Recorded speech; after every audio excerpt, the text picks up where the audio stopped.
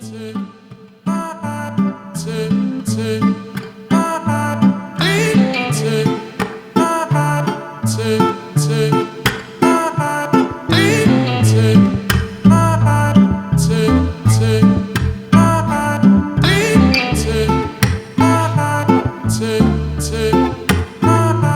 it's the day after the trial, and as you can see by the state of the bike, it was quite a muddy one.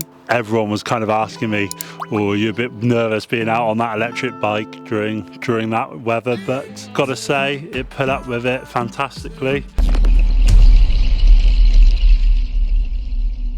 It ended up raining quite heavily the day before the event and also halfway through the event, so it got really slippery, really claggy mud.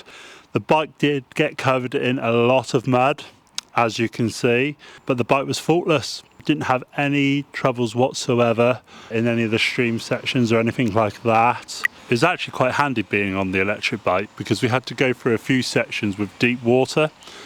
Being on a carburetted bike or a petrol bike, you have to be careful about getting water into your airbox.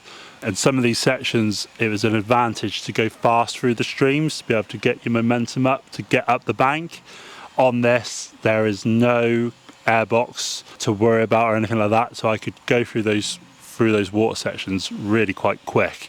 Like I say, it put up with the conditions extremely well, which I was very impressed with. So with the battery life on the bike, I did 3 laps of 12 sections and haven't got the actual mileage of the event. So at the end of the day, with the battery life, I had half a battery left after 3 laps of 12 sections in some pretty extreme conditions.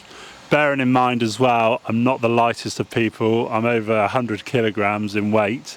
So the bike had to put up with a fair bit of abuse from myself. And I also ended up riding with the bike on full power on the last lap and a half. So that would also drain the battery a little bit quicker using it on that type of setting. Now, one thing I did find really interesting is the fact that I can adjust the speed, the power delivery, and also the response.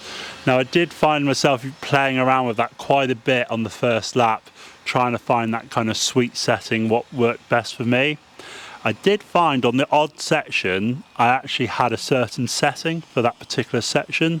So there was one which was like a tight, narrow gully where I wanted to keep a bit of momentum going, but I didn't want to go too fast. So I actually set the speed limit on the bike so it wasn't going to go too fast for that section. And it really helped me out, and it was quite impressive on that section actually. It was quite interesting to see. Something that you can't do on a petrol bike. One of the biggest things I had to get used to was not having a clutch, but after a little bit of riding, after a lap, you really did forget about that.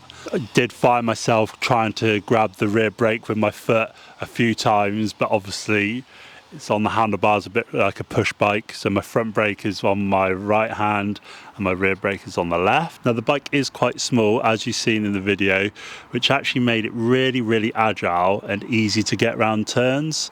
The one disadvantage though is the wheel size for trial specific events. Having the smaller wheels, it made not so easy to roll over obstacles, so you had to use a lot more of rider input for that, so it was a bit trickier in that way. Also the tyres, very impressive, but I don't think they're quite as grippy as a full-size petrol trials bike has. Normally I would ride the expert route at any club trial. At this event with the Oset, I did ride the clubman route. For me, that was the perfect route for this bike and my ability. Didn't find it easy in any means whatsoever, but it was challenging, and I had quite a few cleans, a couple of 5s and some 3s. Yeah, it was just spot on for me. It very is a fun bike to ride. It really does put a smile on your face, and you can really build up a bit of confidence and do a lot of good stuff on this bike.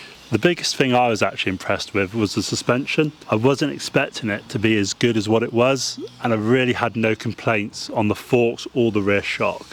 That rear shock really could get lift if you wanted it, and it's also quite planted. I could really kind of ride into stuff and it just soaks it up. Same with the front.